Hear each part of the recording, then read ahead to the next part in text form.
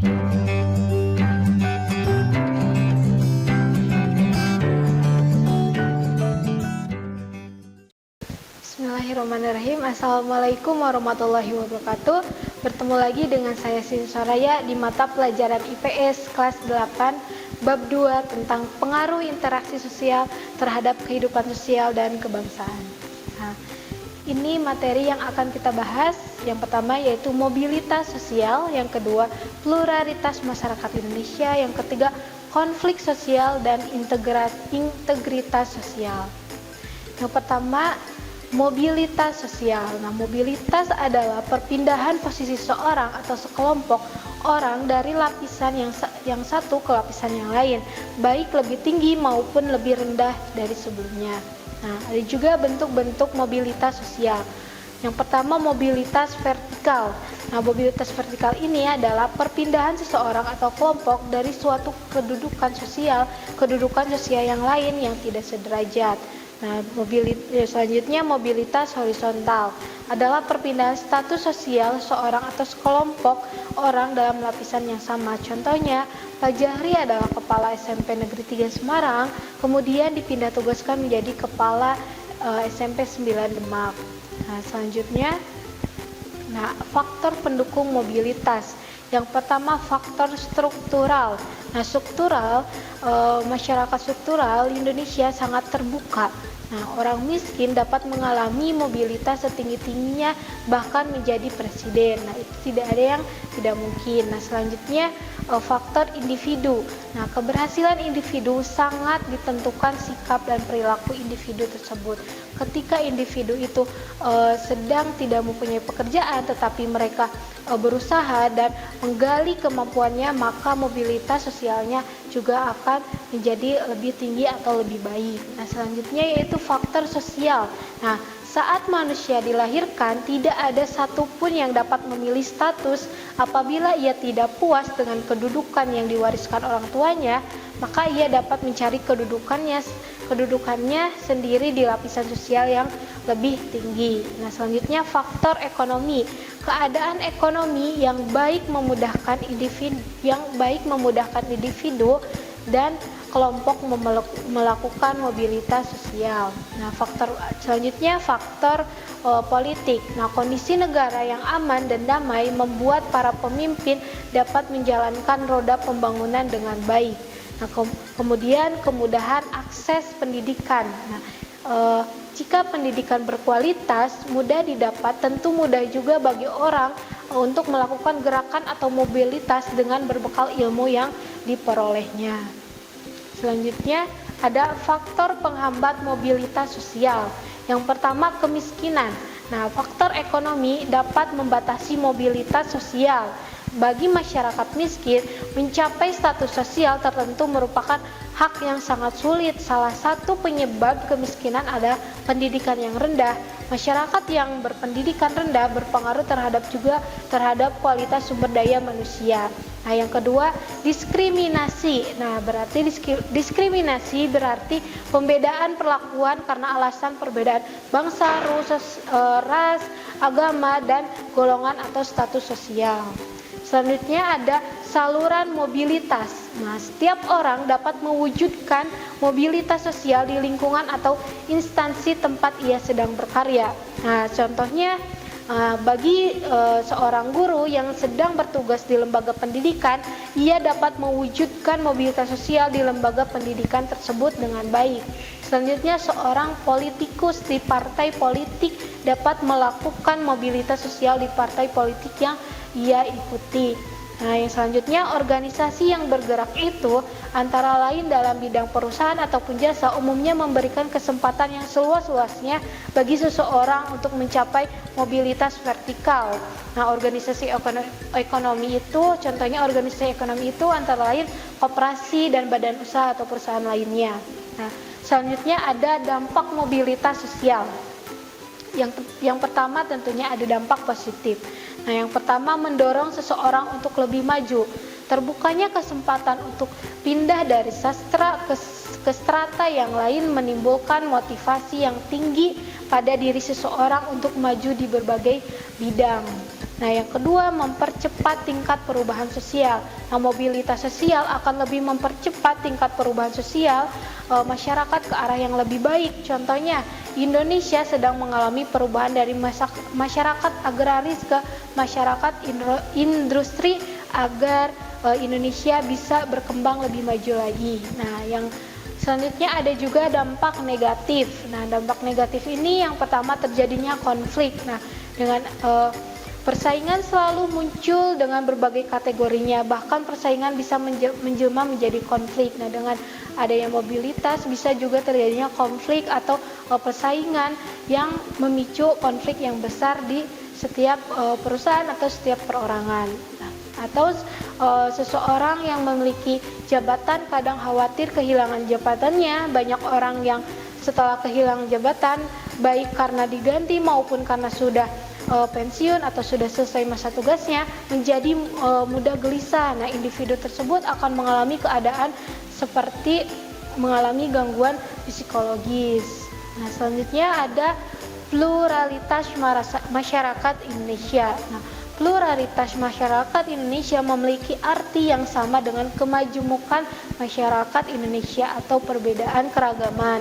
Nah, selain istilah pluralitas, kalian juga menemukan istilah lain yang berhubungan dengan keragaman yakni multikultural. Nah, keragaman budaya tersebut berfungsi untuk mempertahankan dan integrasi sosial masyarakat.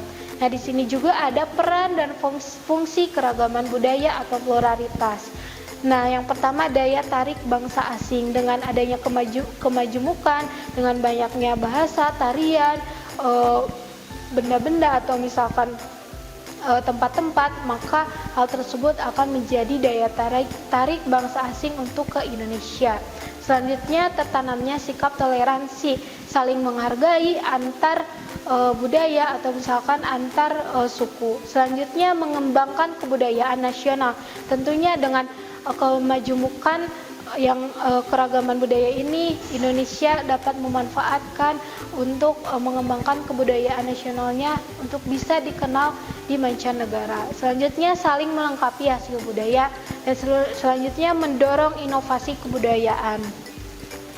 Nah, selanjutnya ada konflik sosial. Nah, pengertian konflik. Menurut Robert M.Z. Lawang, konflik adalah perjuangan untuk memperoleh hal-hal yang langka seperti nilai, status, kekuasaan, dan sebagainya dengan tujuan tidak hanya memperoleh keuntungan tetapi juga untuk menundukkan pesaingnya. Nah, contoh konflik antar kelompok dan kelompok adalah konflik para pedagang kaki lima dengan para petugas ketertiban. Nah, yang selanjutnya ada faktor terjadinya konflik sosial. Yang pertama perbedaan individu. Tentunya dengan adanya perbedaan individu sehingga terjalinnya konflik atau persaingan. Nah, selanjutnya ada perbedaan latar belakang kebudayaan karena saling mendominasikan kebudayaan masing-masing. Nah, selanjutnya perbedaan kepentingan dan selanjutnya juga perubahan nilai yang sangat cepat. Nah, selanjutnya akibat dari konflik sosial. Yang pertama meningkatkan solidaritas. Nah, terjadinya konflik dengan kelompok lain justru dapat meningkatkan solidaritas sesama anggota kelompok. Jadi sesama anggota kelompok itu terjalin nih solidaritasnya meningkat karena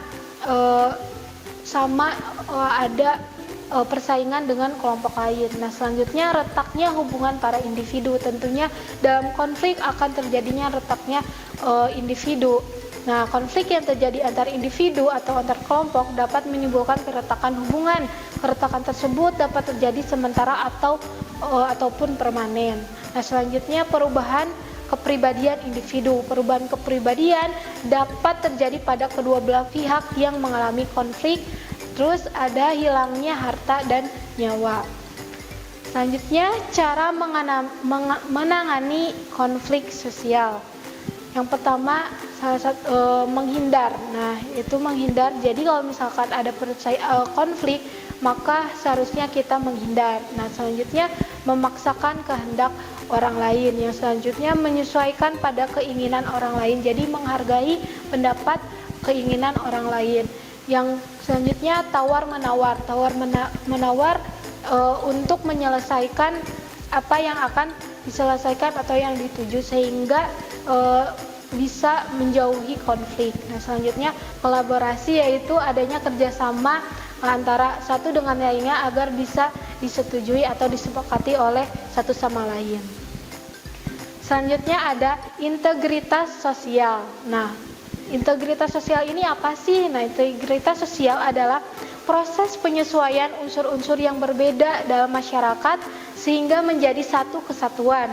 Nah, unsur-unsur yang berbeda tersebut dapat meliputi ras, etnis, agama, bahasa, kebiasaan, sistem nilai, dan lain sebagainya. Selanjutnya ada faktor yang mempengaruhi integritas sosial.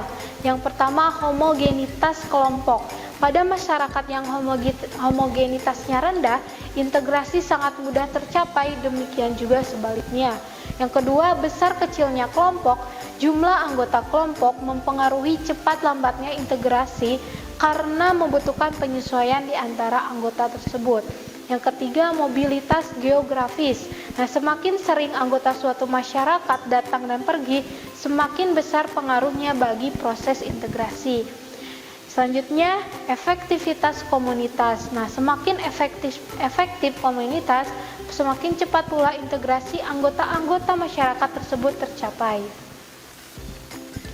Selanjutnya, bentuk-bentuk konflik sosial. Yang pertama, integrasi normatif. Nah, integrasi yang terjadi akibat adanya norma-norma yang berlaku di masyarakat.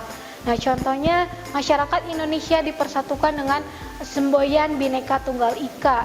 Nah, walaupun berbeda-beda tetapi satu kesatuan. Nah, yang kedua, integrasi fungsional.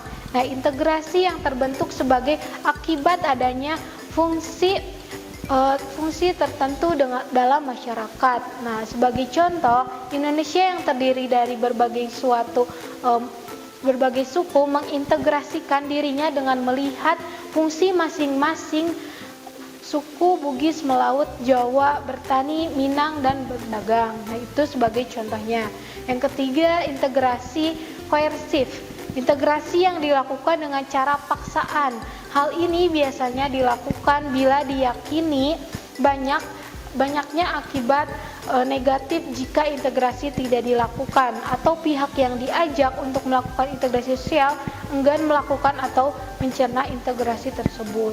Nah, selanjutnya ada proses integrasi dilakukan melalui dua hal, yaitu asimilasi, yaitu bertemunya dua kebudayaan atau lebih yang saling memengaruhi sehingga memunculkan kebudayaan baru dengan meninggalkan sifat asli tiap-tiap kebudayaan yang dahulu. Yang kedua ada akulturasi, proses sosial yang terjadi bila kelompok sosial dengan kebudayaan tertentu dihadapkan pada kebudayaan asing atau baru sehingga budaya asing diserap dan diterima dan diolah dalam kebudayaan sendiri tanpa meninggalkan struktural kebudayaan penerimanya. Sekian materi yang dapat saya sampaikan. Terima kasih, sampai jumpa di video selanjutnya. Kunjungi sosial media lainnya seperti website kami di pkbmalkata.com, Facebook PKB Malkata Mananjaya, Instagram PKB Malkata _official, dan terima kasih telah klik video ini. Jangan lupa like, comment, share, and subscribe untuk menunjukkan dukungan kamu terhadap channel ini. Enjoy the video PKB Malkata.